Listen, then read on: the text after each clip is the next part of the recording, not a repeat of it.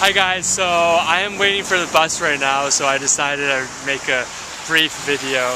I'm currently doing a sports medicine rotation, so I wanted to share with you a couple of things that I learned from sports medicine. So the reason why I wanted to take the sports medicine rotation is that when I was doing my burn surgery rotation, I was pulling a patient's bed, a stretcher, and it ran over my pinky toe, and it was 9 p.m. and I knew I had to wake up at 5:30 the next morning.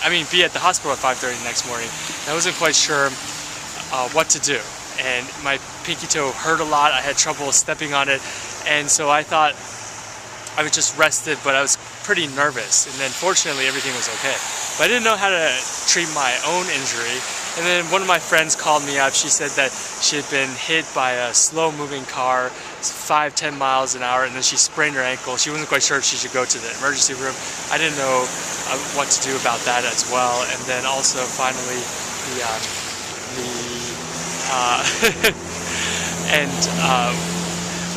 another question one of my friends had was, she was running and she hit her elbow onto the wall, and her elbow started to swell up like a big peach, and then she was concerned if she needed to go to the hospital. So I didn't know what exactly to tell her. So went to the sports medicine rotation. It's wonderful. The doctors are Dr. Meeks, Dr. Zilberfarb.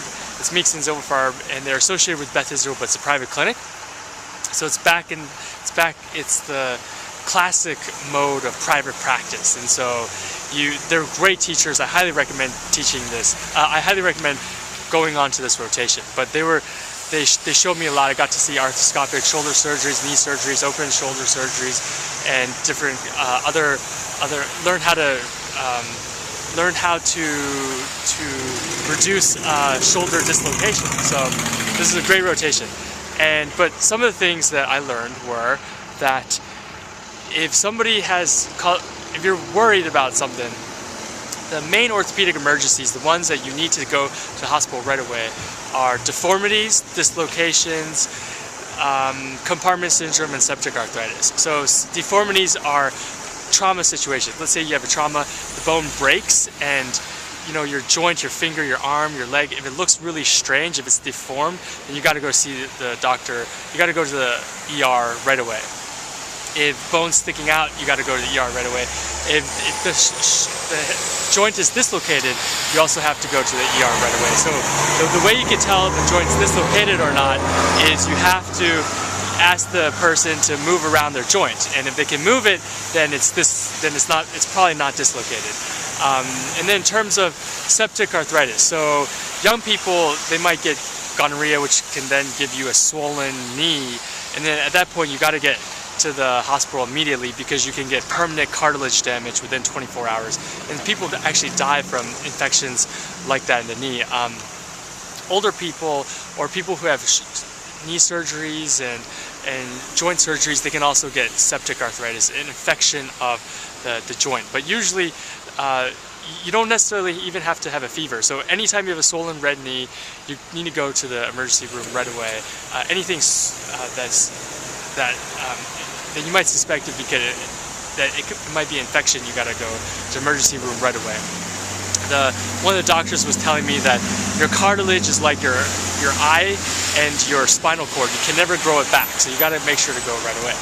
And then in terms of, the last one is compartment syndrome. So oftentimes when there's trauma, you might hit your forearm or your leg, your shin area, or the posterior tibia area, you could get swelling in the compartments. So like you can get swelling here if it's really tense, if the muscle is really swollen, if it hurts a lot, if you can't feel a pulse, if the sensations are weird, if you start feeling different kinds of temperature sensations, if you can't move your arm, your joint, or your extremity, then you got to go to the emergency room right away. Other than that, you can wait the next day to go see the clinic, and then in the meantime you should do what's called the RICE protocol. So rest, ice, compress, and elevate. So icing, you want to make sure never to put ice directly on the skin. Give it 15-20 minutes maximum, usually 10 to 15 minutes, and then compress, elevate the foot over your heart.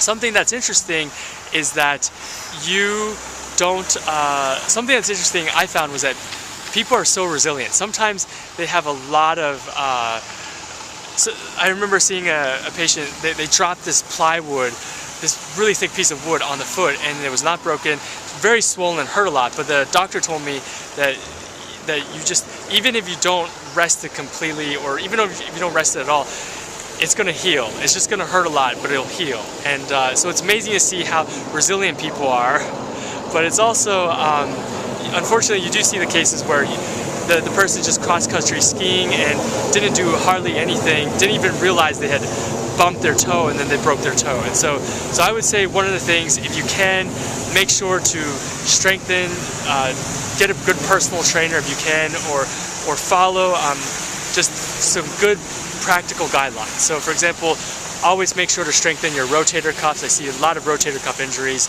and strengthen that and practice good form. And if you can, also strengthen, apparently gluteus medius, your posterior parts of your legs are also often really weak. And then always have good posture, which I'm not necessarily demonstrating right now. So that's it. I hope everything's going well, and I will talk to you soon. Thanks a lot.